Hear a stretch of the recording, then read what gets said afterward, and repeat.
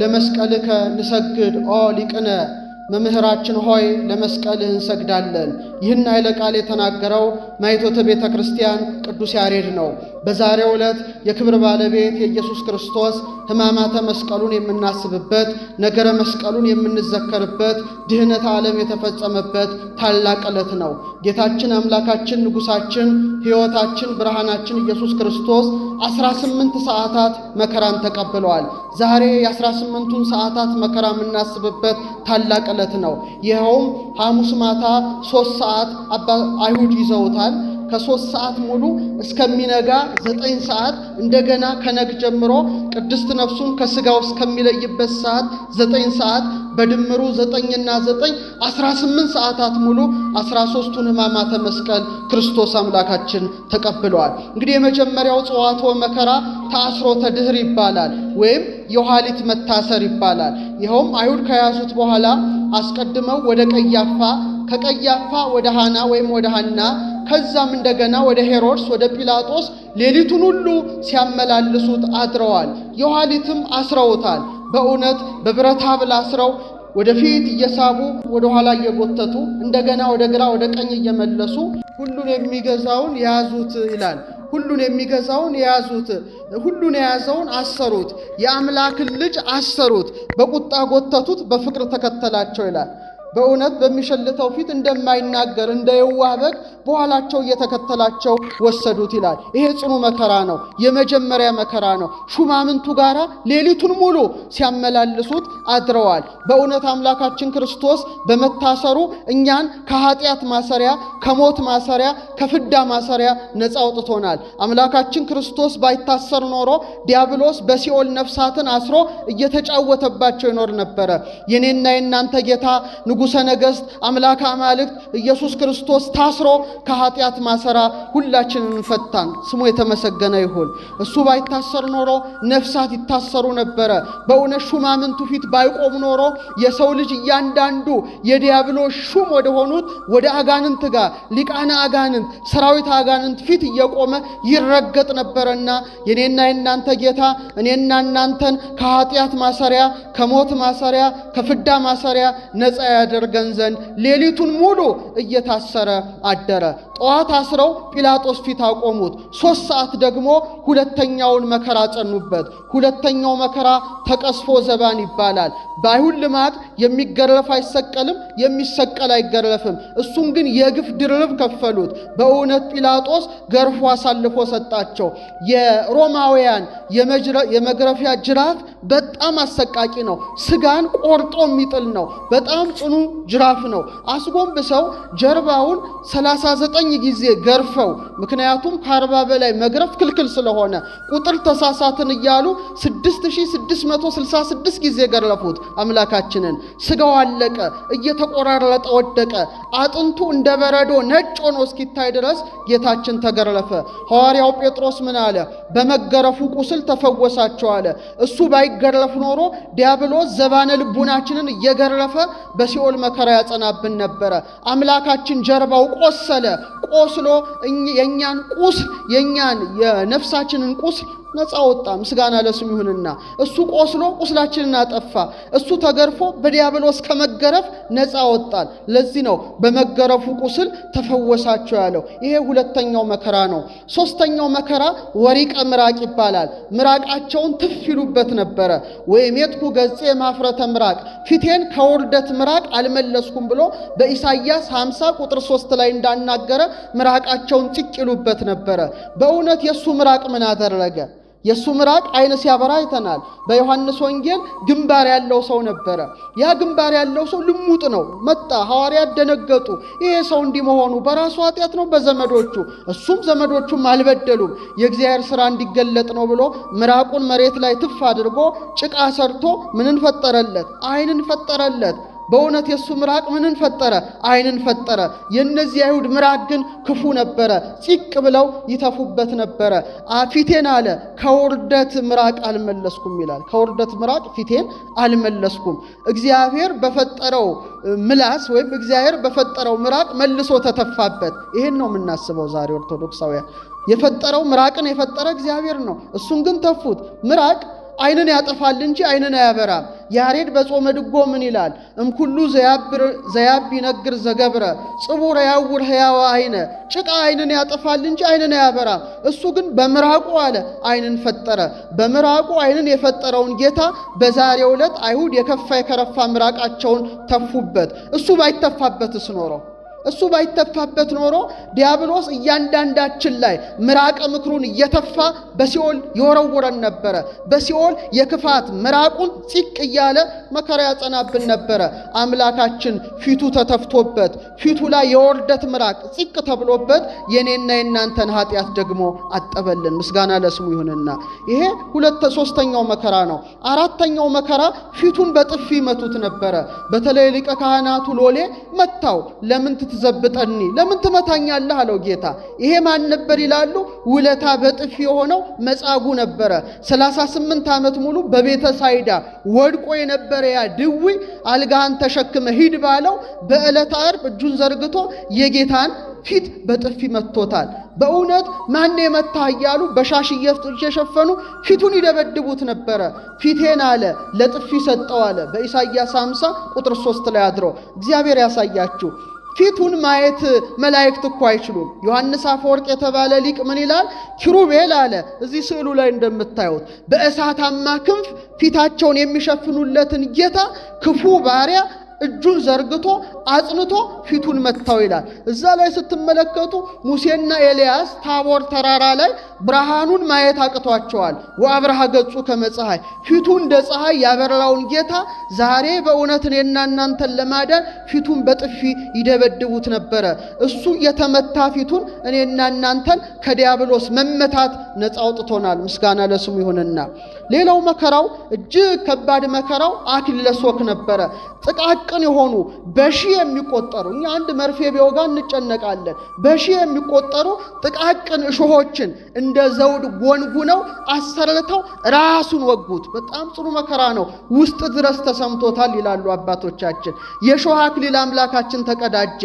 የሾህ አክሊል ተቀዳጅቶ አጥፋ አለነ መርገመ ሦክ ወአሜከላ ዘበቆለ ውስተ ምድርነ።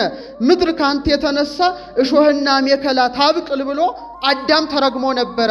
አምላካችን የሾህ አክሊልን ተቀዳጅቶ ከዚህ እርግማን ነፃ ወጣን። ምስጋና ለስሙ ይሁንና እሱ የሾህ አክሊል ተቀዳጅቶ እኔና እናንተን የድል አክሊል የድል ነሾችን አክሊል አቀዳጅቶናል። ለሰማዕታት አክሊላቸው የመላእክት ክብራቸው የመላእክት ዘውዳቸው ንጉሠ ነገሥት ሲሆን የሾህ አክሊልን አቀዳጁት። በዚህ መከራ አላበቃም። ያንን የሾህ አክሊል ደግሞ ብረት አንስተው በትር አንስተው ጭንቅላቱን ይደበድቡት ጀመረ።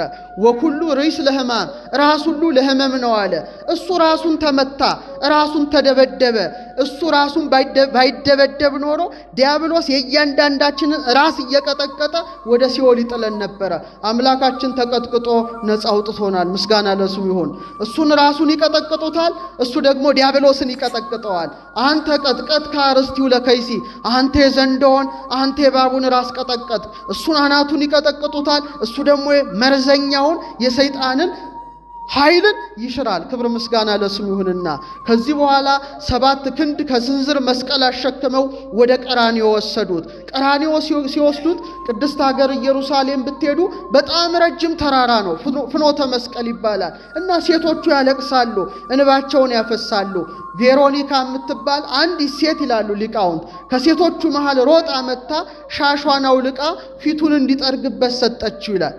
ያን ጊዜ ፊቱን በጠረገ ጊዜ የሱ ፊቱ ሻሿ ላይ ታትሟል። ዘኢተገብረ በእደ ሰብ በሰው እጅ ያልተሰራ የክርስቶስ ስዕሉ ምኗ ላይ ታተመ? ሻሿ ላይ ታተመ።